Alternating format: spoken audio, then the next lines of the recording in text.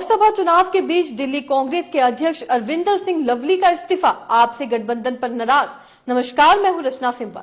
चुनाव आते ही हर बार की तरह इस बार भी नेताओं में दल बदलने की होड़ लगी है। बीते कई दिनों से रोज कोई ना कोई नेता अपनी पार्टी छोड़कर दूसरे दल का दामन थाम रहा है और अब दिल्ली में लोकसभा चुनाव से ठीक 28 दिन पहले पार्टी के प्रदेश अध्यक्ष अरविंदर सिंह लवली ने अपने पद से इस्तीफा दे दिया। उन्होंने पार्टी के राष्ट्रीय अध्यक्ष मल्लिकार्जुन खड़गे को चिट्ठी लिखकर इस्तीफे की वजह भी बताई है। लवली ने 4 पेज की चिट्ठी खड़गे को भेजी है। इसमें उन्होंने लिखा, दिल्ली कांग्रेस इकाई उस पार्टी के साथ गठबंधन के खिलाफ थी जो कांग्रेस पार्टी के खिलाफ झूठे, मनगढ़ंत और दुर्भावनापूर्ण भ्रष्टाचार के आरोप लगाने के आधार पर बनी थी। इसके बावजूद पार्टी ने दिल्ली में आम आदमी पार्टी के साथ गठबंधन करने का फैसला किया। लवली दिल्ली में टिकट बंटवारे से नाराज हैं। कांग्रेस ने 31 अगस्त 2023 को उन्हें दिल्ली कांग्रेस का अध्यक्ष बनाया था। लवली शीला दीक्षित की सरकार में 15 साल तक परिवहन और शिक्षा समेत कई मंत्रालय संभाल चुके हैं। दिल्ली के सिख समुदाय में उनकी अच्छी पैठ भी है। अब आपको बताते हैं 2017 में उन्होंने कांग्रेस छोड़कर वो बीजेपी में चले गए थे। जी हां, अरविंदर सिंह लवली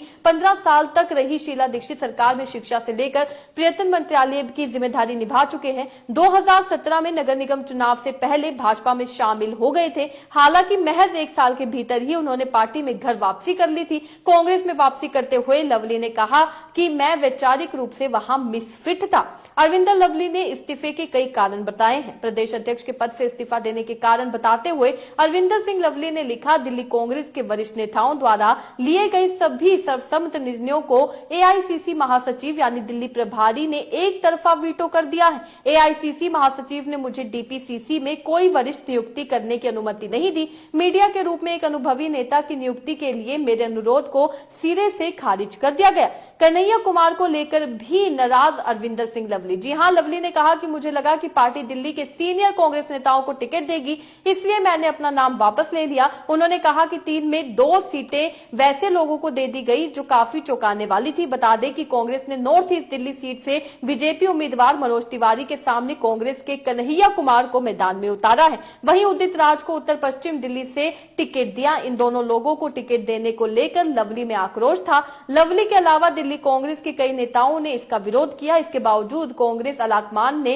इन्हें टिकट दिया। सरकारें पत्तों की तरह बिखर रही हैं और कपड़ों की तरह बदली जा रही हैं। कहा जा सकता है कि चुनाव तो जनता की सेवा करने के लिए ही लड़ा जाता है, लेकिन दल बदलने या पाला बदलने में जनता का कौन सा हित है? इसमें तो निजी स्वार्थ के सिवाय और कुछ नजर नहीं आता। फिर इस तरह के नेताओं को हम वोट आखिर क्यों देते हैं? अगर ऐसे नेताओं को बार बार पराजय का स्वाद हम चखाते रहेंगे तो फिर दल बदलने की हिम्मत ये कभी नहीं कर पाएंगे। किसी ना किसी पार्टी के टिकट पर ये जीतते रहेंगे तो इनकी हिम्मत बढ़ती रहेगी। तो आप देख सकते हैं किस तरीके से लवली की बात की जाए तो उन्होंने कांग्रेस से इस्तीफा दे दिया है और इससे ये चौंकाने वाली बात नहीं होगी अगर वो भाजपा में शामिल हो जाएंगे, क्योंकि इससे पहले भी वो ऐसा कर चुके हैं। 2017 में नगर निगम चुनाव से पहले भी उन्होंने कांग्रेस से इस्तीफा दे दिया था। वो भाजपा में शामिल हो गए थे। 1 साल तक वो भाजपा में रहे, लेकिन भाजपा में उनका ये कहना था कि वो भाजपा में मिसफिट हो रहे हैं। उस वजह से वो वापस कांग्रेस में आ गए थे। पिछले कई सालों से वैसे वो कांग्रेस से जुड़े हुए थे, लेकिन अपने स्वार्थ के लिए, ये साफ तौर पर नजर आता है, उन्होंने अपने स्वार्थ के लिए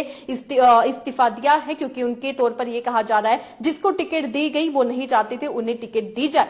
इस खबर से आप क्या समझते हैं? अपने राय कमेंट में लिखकर जरूर बताइएगा। इसी तरीके से देश और दुनिया से जुड़ी हर छोटी सी बड़ी अपडेट के लिए FBN यानी फ्रंटलाइन ब्रेकिंग न्यूज के साथ बने रहिएगा। धन्यवाद।